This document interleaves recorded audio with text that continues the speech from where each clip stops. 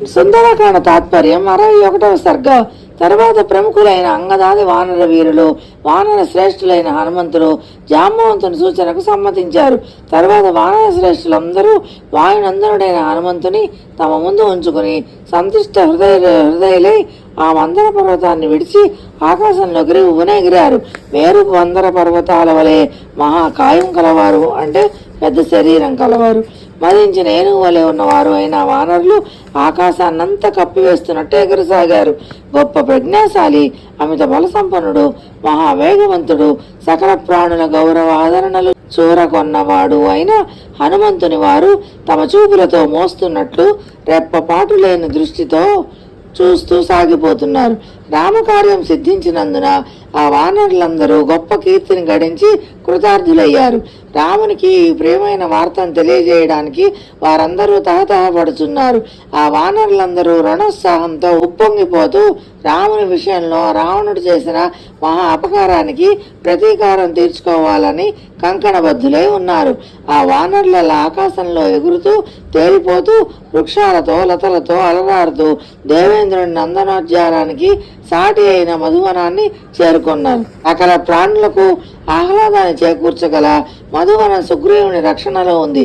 దానిలోనికి ప్రవేశించడానికి ఎవరికీ సాధ్యం కాదు.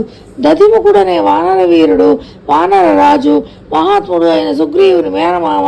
అతడు తన పరివారంతో ఆ మధువనాన్ని రక్షిస్తూ ఉంటాడు.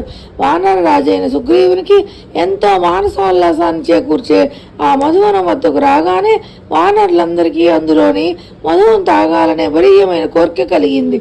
అంతే, తేనె వలె పింగళ వర్ణులైన ఆ వానరులు గొప్పదైన మధువనాన్ని చూసి సంతోషించి అందులోని మధువులను గ్రోల అంగదుని అనుమతిమ్మని అభ్యర్థించారు.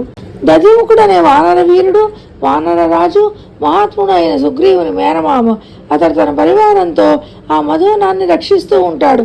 వానర రాజు అయిన సుగ్రీవుడికి ఎంతో మానసోల్లాసాన్ని చేకూర్చే ఆ మధువనం వద్దకు రాగానే వానరులందరికీ అందులోని మధువును తాగాలనే బలీయమైన కోరిక కలిగింది. అంతే, తేనె వలె పింగళ వర్ణులైన ఆ వానరులు గొప్పదైన ఆ మధువనాన్ని చూసి సంతోషించి అందులోని మధువులను గ్రోల అంగదుని అనుమతి ఇమ్మని ప్రార్థించారు. అంత యువరాజు అయిన అంగదుడు జాంబవంతాది పెద్దలను సంప్రదించి వారి ఆమోదంతో మధుభక్షణకై వానరులకు అనుమతి ఇచ్చాడు. అప్పటికే ఉల్లాసభరితంగా ఉన్న వానరులు అంగదుని అనుమతి లభించడంతో ఆనంద పరవశులేసి నృత్యం చేయసాగారు.